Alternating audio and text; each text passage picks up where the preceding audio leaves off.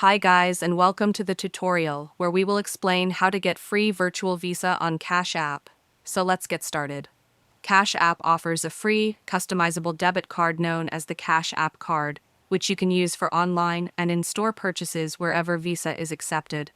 To get the Cash App card, simply open the Cash App on your mobile device, tap the Card tab on the home screen, and select Get Your Free Card.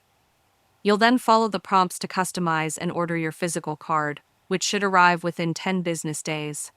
In the meantime, you can add a virtual version of the Cash App card to your mobile wallet, Apple Pay, or Google Pay for immediate use.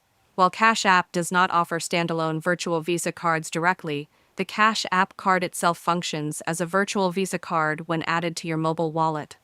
Additionally, you can link a prepaid Visa card to your Cash App account. To do this, open the Cash App, tap the Banking tab, select Linked Accounts, and choose Add Bank. From there, select Credit or Debit Card, and enter your prepaid Visa card details. Once linked, you can use the prepaid card to add funds to your Cash App balance or make purchases. Some users also explore third-party services like Prepaid to Cash to transfer funds from a virtual Visa card to Cash App.